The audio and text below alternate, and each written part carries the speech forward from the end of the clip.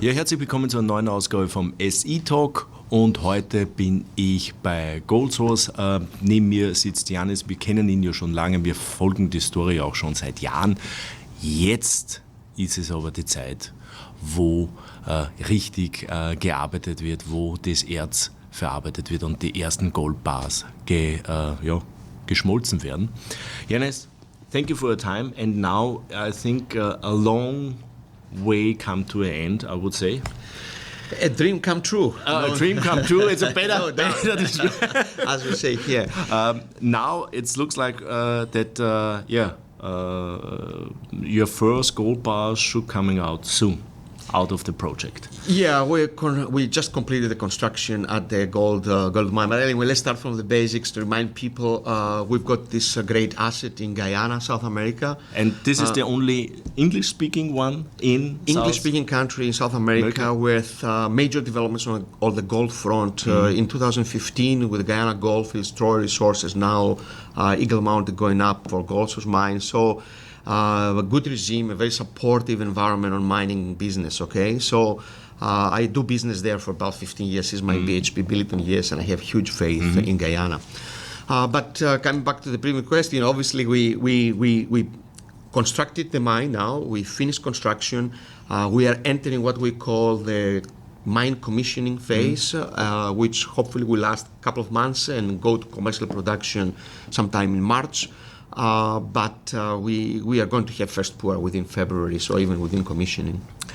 We know from our last interviews that you plan this mine in stages, in phases. So the first phase is around 1,000 tons. It's 1,000 tons per day of ore going through, but that will be with one shift. So we have done it as such, Joe, that we have left a lot of space for upside development. And, that will come with a second shift, potentially down the line, a leach reactor. We obviously increase capacity, and we try to do all that in the space of a few years and through cash flow, okay? Cash flow is a good point. Of cash flow, everybody looks now at the all-in cost. So what are your all-in costs, or what are the plans then to achieve this? There are two costs to refer, like most people in everything US dollars, just to put the reference point, to everybody. Obviously, we target, because we haven't proven that yet, but we want to prove that, we target, as per the independent engineering reports, about $480 per ounce of casting costs, all in Guyana now, with G&A in Guyana. And when we put all in sustaining capital and Canadian overheads and everything, $620. So, which will put us to the lowest quartile in this market, there's no doubt. And, many people ask me, what about the gold price? If it drops $1,000 or $900 or whatever, which I cannot do prediction. I cannot see that happening to 900 at least. But I say, and my answer is, I control all the other parameters. The only thing that I don't control is the gold price, okay? So as long as I control my operating cost, we will deliver enough profit margin. Now, the difference is if the price had to go lower, the gold price, leaving us less profit margin from the $600 what I referred before, obviously your slow of your expansion rhythm is not going to be that quick, okay? But with the opposite direction of gold, which potentially might be the case in the coming couple of years, obviously we will be standing out big time and among peer companies. So, for my viewers a better understanding, when you have this now the first phase, the 1,000 tons a day, what does it mean on the guidance and production guidance? We expect, look, according to the PA, we will produce about 6,000 to 8,000 ounces in the first year. But because, as I said, the PA was based on one shift, we expect that this can be improved, and we still have to prove that within the year. But it's ramping up. It's going to ramp up, and according to the PA, we'll start with this, let's say, 7,000 ounces, go next year to 14,000 ounces, and then the next one was 23, if I remember, 34, and so on. So this is a bootstrap operation of a company, rather than going. It's very difficult these days, as you understand, to access a big capital to do the mine from day one, from phase 1 to whatever we call phase 4, okay? So we will do it in steps, and we have done it in other mines, and it worked very well, because it doesn't dilute the shareholders, but also it mitigates risk as you go. Absolutely. Putting a $200 million capital these days up front, it's a huge risk for mining business. Yeah, and that's also the reason why we see this way what your company goes also in the share price. You're doing very well in the last 12 months compared to all the other ones, or not to the most other resource stocks. So the market loves your strategy to go this way. And I hope more people follow us, to tell you the truth, because I have been in this business for 29 years, and as a business development manager for BHP, I dealt with so many juniors, and unfortunately, it doesn't happen. A lot of people believe by building a very big mine or wanting to build a very big mine, they can attract different interest. But it's all about IRR, in my opinion. And in our case, we've got significant IRR north of, at $1,200, it was 69%, and it goes to 63%. Sorry, it goes after tax, okay? Mm-hmm. And at $1,100 is 49% IRR. So it's all about value you deliver back to your shareholders and to everybody.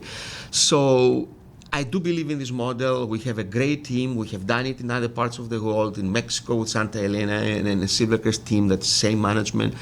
And we want to repeat that in Guyana. So this is a great thing. Yeah, and this Silvercrest, you coming up with them, brings me to other ideas. Silvercrest is taken over last year by First Majestic. So is this possible that the same happened in Goldsource?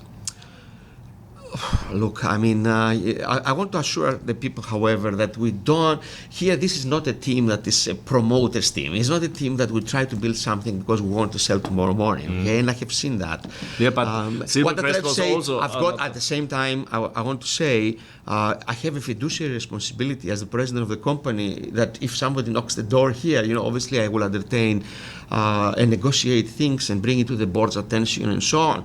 But what we try to do, we don't think about that. We think about how can we utilize best every dollar we spent, and that has gone to the ground. We have very low overheads, as we can see even from the operating costs. So we believe... But when somebody come in, knocks the door, you cannot do something. Absolutely, we can discuss things, and we will entertain things because I've got this responsibility to talk that. But the company, at this stage, is for growth, internal organic growth. Yeah. So.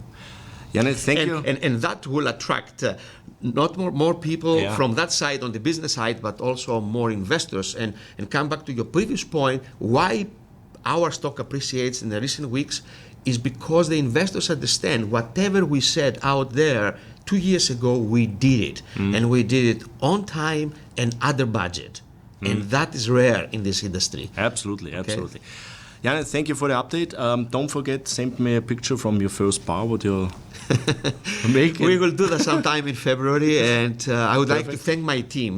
My team is a great team in Guyana, the Guyanese people, the expats we have, a general manager, Eric Fear, incredible COO, and one of the best engineers I know, is Scott, a great leader. So we have done it, and we want to deliver value again to the people who follow us. Congratulations. Thank you very much. Not too many success stories here out at the moment, so this is one of them. Thank you very much, General.